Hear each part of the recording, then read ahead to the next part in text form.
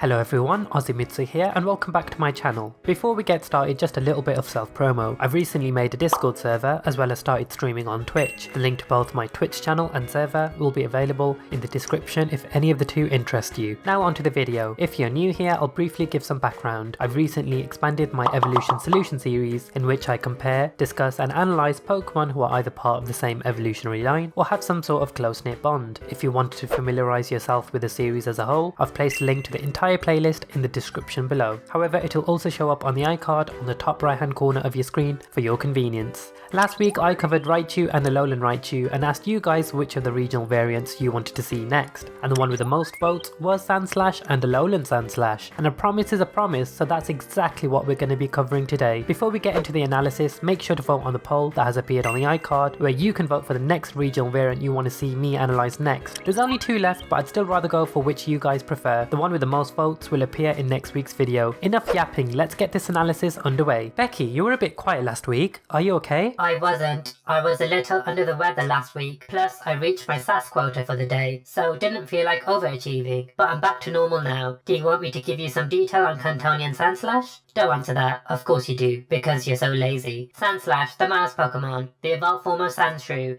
It attacks opponents with the quills on its back. Sandslash evolves from Sandshrew, starting at level 22. It is a pure ground type, which means it is weak to water, grass and ice. It takes no effect from electric type attacks, whilst resisting poison and rock. Its primary ability is Sand Veil, which boosts its evasiveness in Sandstorm. Its hidden ability is Sand Rush, which boosts its speed in Sandstorm. I feel like Sand Rush is more useful, plus boosting evasiveness just makes you rely on the luck factor far too much, and when you start doing that, you're going to have a tough time. Moving on to its stats, it has some really nice physical bulk with a base 110 defense stat and has a pretty respectable base 100 physical attack stat. Its special stats are below mediocre and its speed isn't great, but its hidden ability can easily sort that out. Let's migrate to Pokemon Showdown to see how we can make this Sand Mouse work in battle. In Generation 6, it can learn Stealth Rock as a tutor move which you could opt for, as well as Sword Stance for attack setup, whilst utilising EQ for stab and Rock Slide for wide coverage, but this can easily be changed for Stone Edge. Alternatively, X-Scissor can be used to counter grass types, or Poison Jab for the oh so common fairy type Pokemon. In terms of an item, you can give it the Life Orb if you didn't wish to run Sword Stance, but I've actually seen some people run a Leftovers Sandslash,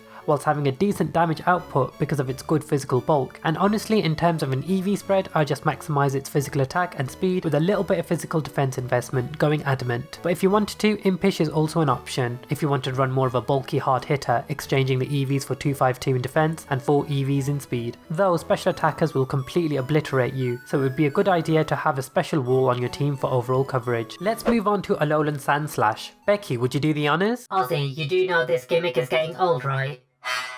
Alolan Sandslash, fleeing a volcanic eruption, it settled on a snowy mountain. As it races through snowfields, it sends up a spray of snow. Alolan Sandslash evolved from Alolan Sandshrew when exposed to an Ice Stone. It is an Ice Steel type, meaning it is weak to ground, as well as having 4-time weaknesses to both fighting and fire. It has an immunity to poison, whilst resisting normal, flying, bug, grass, psychic, ice, dragon and fairy. It has 2 abilities which I can only describe as the ice type counterpart to its Cantonian brethren. Its primary ability is Snow Cloak, which like Sand Veil and Sandstorm, Snow Cloak raises evasiveness in hail. Its hidden ability is Slush Rush, which honestly sounds like a brand of ice cream. Someone should totally market that. Like Sand Rush boosting speed in Sandstorm, Slush Rush does the same under the effects of hail. This suggests to me Sandslash would make a great doubled partner with either Alolan Ninetales or any Pokemon with a Snow Warning ability, coupled with shenanigans like Aurora Veil acting as dual screens, which could provide great defensive support and sustain for your entire team. Looking at its stats, they're distributed quite differently to Cantonian Sandslash, and honestly it's for the better. Whilst its HP, physical attack and speed remain exactly the same, its special attack stat has been reduced to a base 25,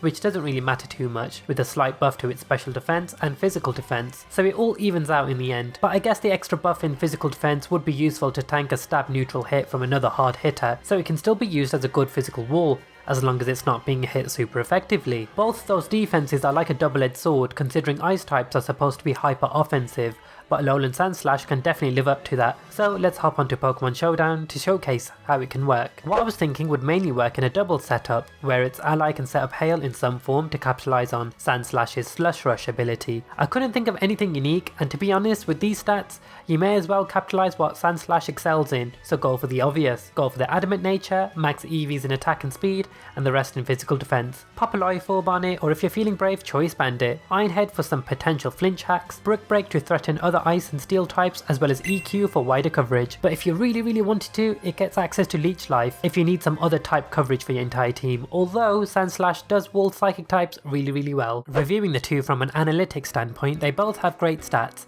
They both excel on the physical side of things, whilst having a mediocre speed stat which can be corrected with their respective hidden abilities, which I'll talk about in a moment. However, I'd have to give the slight edge to Alolan Sandslash for the distribution of the stats benefiting the type of role it'll play on a competitive team, as a hyper physically offensive mon with a lot of natural physical bulk. In terms of typing, I know I normally say having more weaknesses doesn't really matter, but even as a hyper offensive sweeper, a priority Mach Punch is really going to mess Alolan Sandslash up. So purely on this basis, I'd give the slight edge to Kanto Sandslash. I'm not saying Alolan Sandslash has a bad typing as such, but even as a super fast sweeper, having 2 4 times weaknesses is a little bit rough. It doesn't cripple it completely because there's plenty of Pokemon with 4 times weaknesses so dominant in the metagame like Sizzle and Garchomp who do really well, so it'll be unfair of me to say it's useless just because of this reason. And it being a steel type resisting fairy type attacks is really useful due to the prevalent fairy types dominating the Gen 7 meta, and it does have a lot more resistances to pull off some safe switches against physical attackers. In terms of abilities, I'd have to call it a tie.